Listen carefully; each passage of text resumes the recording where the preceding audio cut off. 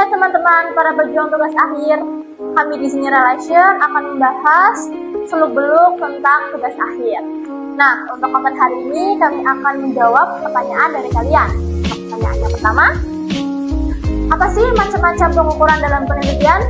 Untuk pertanyaan yang kedua, apa sih validitas dan reliabilitas itu? Nah, untuk penjelasannya akan kami bahas pada konten hari ini. Oke. Hai teman-teman, kayak gitu kali ini kita akan bahas mengenai pengukuran penelitian seperti tadi ya, pertanyaan dari Vanessa ya, itu dari pertanyaan teman-teman. Oke. Kemudian yang kedua itu tadi pertanyaannya apa Vanessa? Untuk pertanyaan yang kedua, apa sih validitas dan reliabilitas? Oke, saya di sini akan mencoba menjelaskan secara singkat ya mengenai macam-macam pengukuran dalam penelitian. Sebenarnya pengukuran dalam penelitian itu secara garis besar itu dibedakan menjadi dua, yaitu pengukuran objektif dan pengukuran subjektif. Nah, untuk pengukuran objektif itu sendiri, itu pengukurannya itu dilakukan secara langsung, itu menggunakan skala yang dihasilkan oleh suatu alat ukur, di mana alat ukur itu bisa berupa meteran, itu contohnya kalau untuk mengukur panjang, kemudian timbangan itu untuk mengukur berat. Nah, variabel yang dihasilkan dari pengukuran secara objektif itu dinamakan dengan variabel manifest. Contoh dari hasil contoh pengukuran objektif itu sendiri, contohnya seperti panjang jalan, kemudian berat badan, seperti itu ya. Sedangkan untuk pengukuran subjektif itu biasanya itu pengukurannya itu tuh butuh untuk dilakukan untuk mengamati indikator yang digunakan. Nah, variabel yang dihasilkan dari pengukuran subjektif itu sendiri itu disebut dengan variabel laten.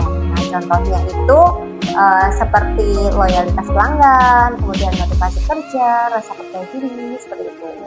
Dan untuk instrumen-instrumen yang instrumen-instrumen penelitian yang digunakan dalam variabel manifest itu kan menggunakan suatu alat ukur, contohnya meteran tuh atau timbangan. Nah, itu untuk alat ukurnya itu harus sudah diuji terlebih dahulu atau ditera oleh suatu lembaga yang berwenang. Jadi tidak bisa sembarangan kayak gitu. Kemudian kalau untuk variabel laten itu biasanya itu masih belum teruji ya, sehingga untuk penelitinya itu harus menguji terlebih dahulu validitas dan reliabilitasnya. Kemudian suatu penelitian itu dinyatakan valid itu saat data yang dikumpulkan dengan data yang sesungguhnya itu mempunyai kesesuaian gitu. Misalkan nih contoh, itu ada penelitian yang dilakukan oleh suatu lembaga yang meneliti tentang sirup yang lebih diminati oleh konsumen. Contoh itu sirup yang lebih diminati oleh konsumen itu sirup rasa nanas. Nah, itu ternyata pada kenyataannya itu menunjukkan bahwa tingkat penjualan sirup nanas itu memang lebih tinggi dibandingkan dengan sirup yang lainnya, seperti itu. Dan suatu penelitian itu dikatakan mempunyai penelitiannya itu reliable itu jika penelitian yang dilakukan oleh suatu lembaga dengan metode yang sama dan itu dilakukan penelitian lagi oleh lembaga lain itu dengan metode yang sama, itu menghasilkan hasil yang sama pula.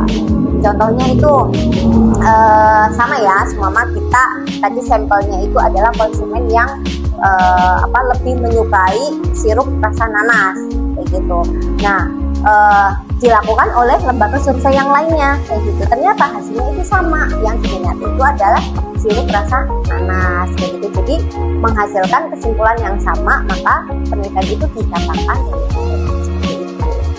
itu paling penjelasan singkat untuk mengenai pertanyaan yang tadi. Nah, itu penjelasan singkat dari kami mengenai pertanyaan-pertanyaan teman-teman. Bagi teman-teman yang ingin bertanya mengenai tugas akhir, bisa langsung saja komen di bawah ini atau bisa bertanya melalui sosial media Relation yang ada di bawah ini. Sampai jumpa di konten kami selanjutnya. Dadah!